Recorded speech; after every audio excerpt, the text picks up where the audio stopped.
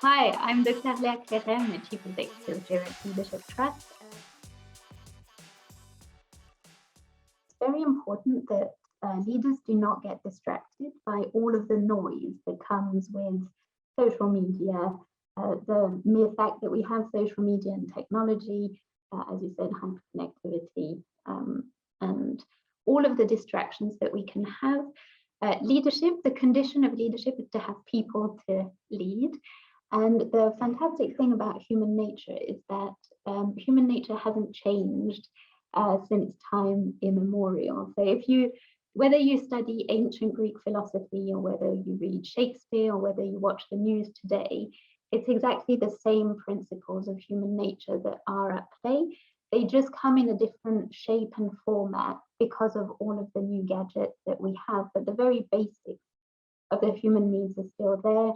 The need for physiological needs for being fed, being watered, being warm, the psychological and physical safety, the need for love and belonging and connectedness, self-esteem, self-actualization, everything that you'll find in Maslow's hierarchy of needs, whether you agree with that or not, all of those are still completely current. It hasn't changed, and the various dynamics around those needs are still exactly the same. They just come in a different shape. So for me, what is important at the moment is to not get distracted by the noise and just keep trying to observe those human dynamics and see where they're applying in the current context.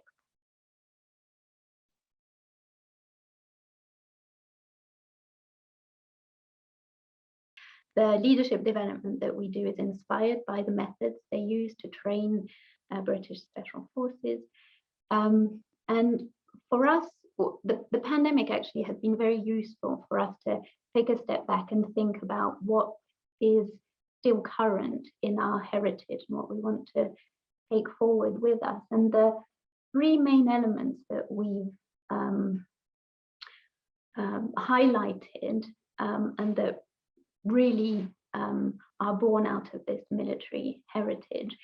The first one is precision. So the courses that we run, they run on military precision. They are a piece of clockwork. It takes huge logistics, a huge amount of experience and knowledge to be able to roll them out. They are timed to the minute. So we really need that highly trained staff behind our courses to make sure that we can guarantee the impact of them. So that precision is something that we're carrying with us into the future. The stability, so the army has been a stable element of humanity again since time immemorial, and that's what we have at Leadership Trust. You know, we're close to half a century of existence now, and the courses that we develop, the quality and the nature of the courses that we deliver has remained stable. So whether you came late in the 70s or whether you're coming next year, you're guaranteed to have the impact that we provide. And then the last element is the idea of safety, where we organize courses where we push people outside of their comfort zone. So the learning happens when you come out of your comfort zone.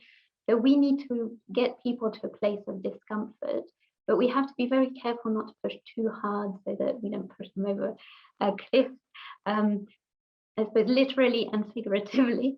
But we have to maintain that balance very carefully, so that it's that idea of safety in danger, where we're going to take you out of your comfort zone, but we're going to make sure that we keep you safe, both physically and psychologically.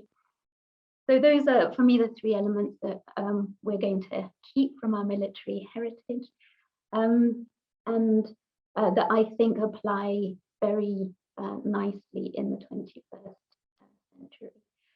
When it comes to other organizations and whether they should change or not their inherited leadership style, for me, it really is a question of judgment.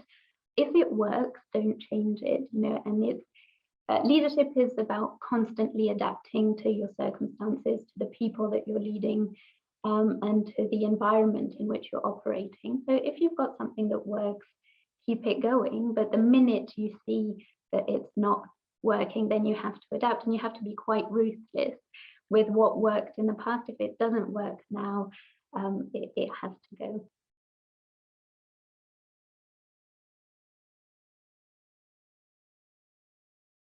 For me, the big myth is to confuse leaders and heroes.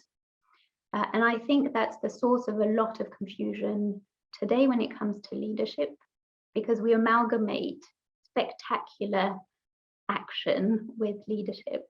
The definition that we use at Leadership Trust of leadership is to use your personal power to win hearts and minds to achieve a common purpose. So to use your personal power as opposed to authority power. So if I ask you to do something and I ask you to do it because I'm your boss and you can't challenge me, that's authority power. So we talk about personal power. So it's all of the other things that you have that you can use to influence and motivate other people around you. So it's using that personal power to win hearts and minds to achieve a common purpose. So there's absolutely nothing spectacular about good leadership. One could actually argue that good leadership is invisible. So confusing leaders and heroes, for me, it has two consequences that I believe can be quite counterproductive. The first one is that we've all had bosses like that like to create a crisis to be able to come and fix it. So the difference between a leader and a hero is opportunity. So creating opportunity for you to be able to come in and shine when the crisis actually wasn't necessary in the first place. You know, a lot of good leaders, their job is to actually avoid anything bad happening. And the second thing is that it can make people delegate their responsibility of leadership. So if you think of leadership as using your personal power to win hearts and minds to achieve a common purpose, every single person on the planet has the capacity to be a leader and is on a daily basis a leader for each project that they're leading. So if we think that only heroes are leaders, we can think, well, I'm not a hero and I'm not at the top of my company, so I don't actually need to make an effort to be a leader. And I think that that's very counterproductive, because in a company, it's very important that leadership be distributed at every level, and that whether you're the front desk receptionist or whether you're the chairman, leadership, it's the same principle everywhere and everyone should be applying it. If you're human, leadership development is for you. So leadership development is often seen as this thing that you do, you know, once you're an executive director and you go and sit in a classroom somewhere. But to develop leadership is actually something that you do through life. So if we go back to our definition of leadership, to use your personal power to win hearts and minds to achieve a common purpose, you learn that right from when you start going to school to your first job so it's all of the opportunities that you're going to meet as life unfolds that's going to help you learn about how you interact with others, how you influence them, how people react to certain things, how you behaved in order to achieve certain things. So all of those things, you're going to develop your leadership as life unfolds. What leadership development does, and particularly in the way that Leadership Trust does it, is that it concentrates the opportunities to learn in a shorter space of time, which means that what you would have learned over a couple of decades, you can accelerate and learn over a week, and then, you know, over the ensuing few months. So leadership development is for absolutely everyone at every point in their career. So I really encourage everyone to do some form of leadership development.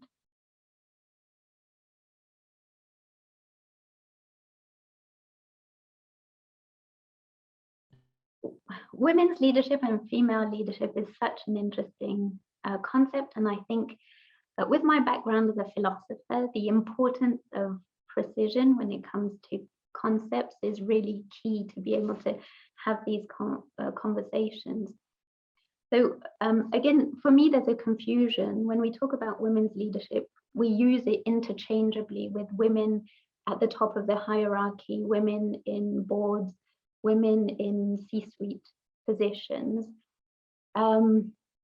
Because if we're referring to women's leadership as women's ability to lead, so women being able to use their personal power to win hearts and minds to achieve a common purpose, they do it in spades every day. You know, getting kids out of the front door on time, that's an exercise in leadership. So because of the social construct of gender, women have actually been provided with a lot more opportunity to experience leadership and to grow their leadership capabilities. And what I was referring to earlier around that idea of a quiet leader, so you know, someone who gets the job done, who gets people motivated and engaged into a project to be completed, that is already happening.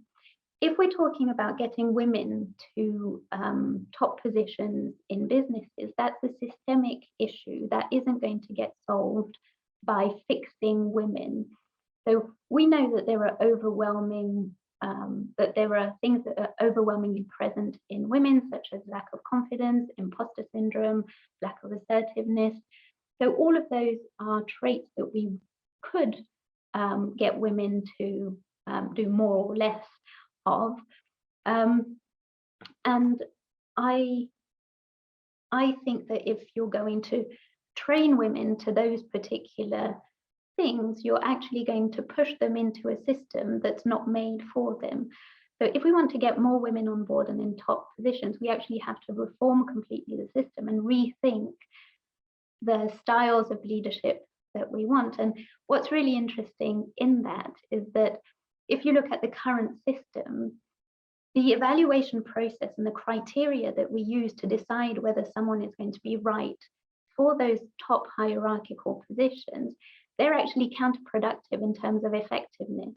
So there's a lot of research that shows how overconfidence, for example, is overwhelmingly present in male subjects, but overconfidence is a criteria that's used to decide whether someone is going to be the right person to fill a CEO role. So we prefer someone that's confident over someone that's competent.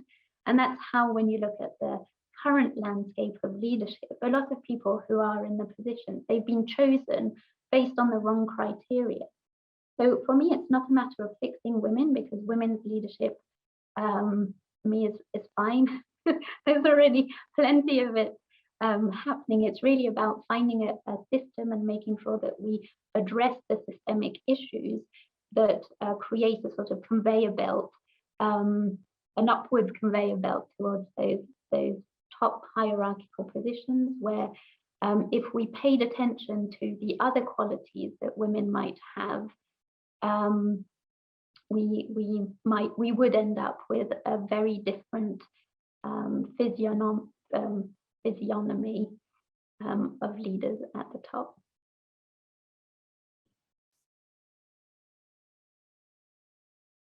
I'm actually getting to quite a Socratic point when it comes to leadership, where the more I know, the more I know nothing. And leadership is very simple. There are some very simple processes that you need to put in place, but it's very, very difficult to apply. The simplest things are often the most difficult to implement. And the more I feel I've nailed things in terms of leadership, the more I get surprised by how people might behave in a completely unpredictable way. So I think for me, the where I am today in terms of leadership, with what I've learned over my career, is that humility and being open to being surprised by how humans behave is one of the ways that you stay on your toes and you remain adaptable. Because the minute you think you've understood it all and you've got it all nailed, that's when danger danger looms.